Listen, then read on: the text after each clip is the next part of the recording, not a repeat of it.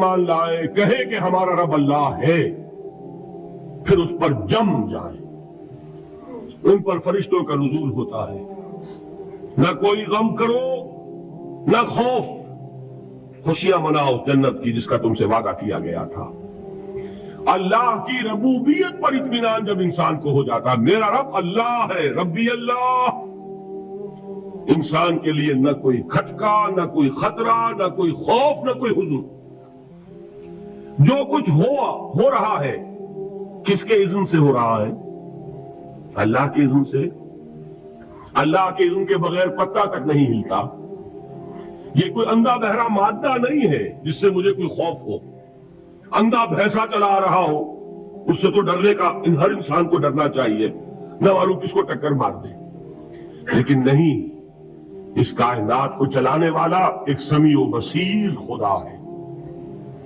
وہ جو میرا دوست ہے، میرا ولی ہے، اللہ ولی الذین آمنوا یخرجہم من الظلمات الی النور، اللہ اہل ایمان کا ولی ہے، ساتھی ہے، پشت پناہ ہے، مددگار ہے، حمایتی ہے۔ بتائیے جسے یقین ہو جائے کہ اللہ میرا مددگار، اللہ میرا محافظ، اللہ میرا پشت پناہ، اللہ میرا حمایتی، اس کے لیے کوئی خوف ہوگا؟ اس سے کوئی ڈر ہوگا؟ میں مثال دیا کرتا ہوں ایک بہت سادہ، پنجاب کے دیہات کی۔ تو بڑا چودھری ہے اور کوئی غریب کسان ہے، اس غریب کسان کے جانوروں کو ہر وقت اندیشہ ہوگا چوری کا، کوئی میری بھینس کھول کر نہ لے جائے، کوئی میرا بیل کھول کر نہ لے جائے۔ لیکن جس کے بارے میں یہ سب کو معلوم ہو کہ وہ جو بڑا چودھری ہے وہ اس کا دوست ہے، اس کی بچیا کو کوئی خوف ہوگا؟ اس کی بھینس پر کوئی ہاتھ ڈالے گا؟ اسے کوئی اندیشہ ہوگا؟ نہیں۔ کیوں؟ کہ وہ بڑا چودھری، بڑا اس کا یہاں کا سردار، جاگیردار، سب کو معلوم ہے وہ میرا دوست ہے، کوئی میرے خلاف اقدام نہیں کر سکتا۔ اس دنیا میں یہ چھوٹی سی بات اگر آپ کے دلی اطمینان اور سکون کا باعث بن سکتی ہے تو ذرا تصور کیجئے۔ میں لفظ تصور استعمال کروں گا صرف اس لیے کہ اس کا ہم جس کو کہتے ہیں ادراک اور شعور کر نہیں سکتے، اگر کے ساتھ کر سکتے۔ اگر یقین ہو کہ اللہ میرا مددگار اور یقین ہو کہ اللہ ہر آن میرے ساتھ ہے، پھر کوئی خوف؟ کس کا خوف؟ کوئی شے اللہ سے بالا تر ہے؟ کوئی قوت اس سے زیادہ طاقتور ہے؟ کوئی اس کے ارادے کو بدلنے والا ہے؟ کوئی اس کی مشیت کے آڑے آنے والا ہے؟ یہی بات ہے جو حضور نے فرمائی، یہ ایمان کا حاصل ہے لب لباب، کہ دیکھو اچھی طرح اس بات کو ذہن نشین کر لو، اگر تمام انسان مل کر تمہیں کوئی نقصان پہنچانا چاہے نہیں پہنچا سکتے مگر جو کچھ اللہ نے لکھ دیا ہو، اور تمام انسان مل کر تمہیں کوئی نفع پہنچانا چاہے نہیں پہنچا سکتے مگر وہ شے جو اللہ نے طے کر دی۔ آپ پھر میں کہوں گا ذرا طاری کیجئے، اسے فرض کیجئے، اسے سوچئے، اگر اس حدیث پر ہمارا دل ٹھکا ہوا ہو تو کسی سے ڈر ہوگا؟ یہ مجھے نقصان نہ پہنچا دے، یہ میری رپورٹ خراب نہ کر دے، یہ میری انکریمنٹ نہ رکوا دے، یہ میرا یہ نہ بگاڑ دے، یہ میرے یہ نقصان نہ پہنچا دے۔ اس کا ڈر، اس کا ڈر، اس کا خوف، اس کی خوشامد، اس کے لیے جا کر طرح طرح سے اپنی عزت نفس کو ذلیل کروانا اس کے سامنے، یہ سب کچھ کیوں کرتا ہے انسان؟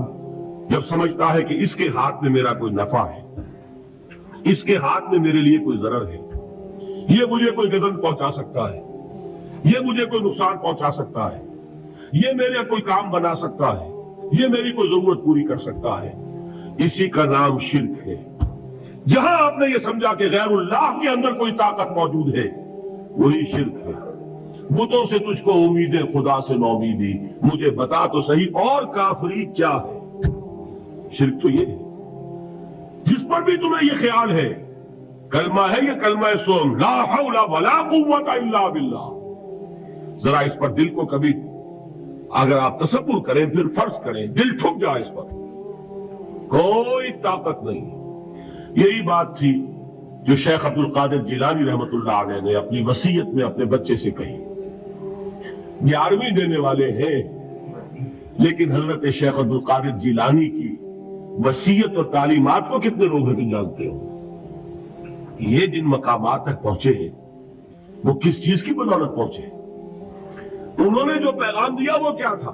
اے میرے بچے، جس طریقے سے قرآن مجید میں حضرت لقمان کی نصیحتیں جو ہے نقل کر دی گئی ہیں، میں یہ عرض کروں گا بالفرض اگر قرآن حضرت عبد القادر جیلانی کے بعد نازل ہوا ہوتا تو شیخ عبد القادر کی یہ نصیحتیں بھی قرآن میں درج ہوتی.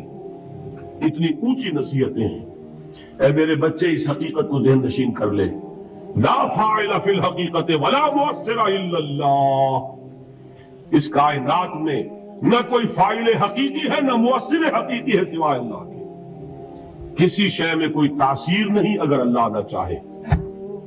آگ جلا نہیں سکتی اگر اللہ نہ چاہے. پانی ڈبو نہیں سکتا اگر اللہ نہ چاہے. زہر ہلاک نہیں کر سکتا اگر اللہ نہ چاہے.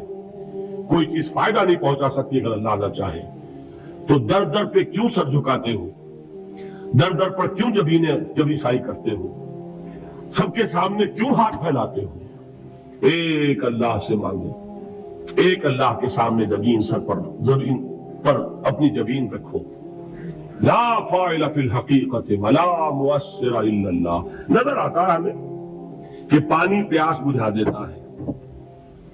پیاس بجھانے کی صلاحیت پانی میں نہیں ہے، اللہ کے اذن سے. کھانا بھوک مٹا دیتا ہے. بھوک مٹانے کی صلاحیت کھانے میں نہیں ہے، اذن رب میں ہے. دیکھیے یہی یقین تھا. حضرت موسیٰ علیہ السلام کا واقعہ یاد کیجئے. سامنے سمندر آ گیا ہے، قوم دیکھتی ہے پیچھے کہ گرد و غبار کا طوفان ہے. معلوم ہوا کہ فرعون اپنے لشکر سمیت آ گیا ہے. لشکر جب چلتا تھا تیز رفتاری کے ساتھ تو گرد و غبار کا جو طوفان اٹھتا تھا اس کا تصور کیجیے. اور لمحہ بلمحہ وہ قریب آ رہا ہے. پوری قوم نے کیا کہا؟ اے موسیٰ انا لمدرکون، اے موسیٰ ہم کو پکڑے گئے. قرآن مجید نے تو یہاں وہ باتیں نہیں لکھی ہے، لیکن تورات میں یہ درج ہے کہ بنی اسرائیل جھگڑنے لگے، دست و گریبان ہو گئے موسیٰ کے ساتھ. موسیٰ نے یہاں مروایا لا کر، اس سے تو ہم ہی بہتر تھے. وہاں کھانے کو ملتا تھا، زندگی تو تھی، بیگار ہم کر رہے تھے، موت تو نہیں تھی. اب جو کچھ ہوگا اس کا تصور کرو، جس طریقے سے ہمارے ٹکڑے اڑائے جائیں گے. تو لڑ رہے ہیں حضرت موسیٰ علیہ السلام سے. یہ تورات کی تفصیل ہے. قرآن میں صرف اتنا آیا ہے، پریشان ہو کر انہوں نے کہا انا لمدرکون، موسیٰ ہم کو پکڑے گئے. اس وقت موسیٰ کا جواب کیا ہے؟ کلا ان معی ربی سیہدین. نہیں، میرے ساتھ میرا رب ہے، وہ راستہ دے گا. بتائیے کہاں راستہ نظر آ رہا ہے؟ یہ ہے ایمان بالغیب. راستہ نظر نہ آئے تب اللہ پر یقین ایمان ہے. جیب میں پیسے ہوں اور تب دل کو اطمینان ہے تو ایمان کس پر ہوا؟ پیسے پر، اللہ پر نہیں. جب وسائل و ذرائع نہ ہو اور پھر یقین ہو کہ اللہ مسبب الاسباب ہے، وہ اسباب کا پابند نہیں ہے، وہ اسباب کا محتاج نہیں ہے، اسباب اس کے محتاج ہے. اگر یہ یقین ہے تو اللہ پر ایمان ہے. یہ نہیں ہے تو تمہارا ایمان اسباب پر ہے، وسائل پر ہے، ذرائع پر ہے.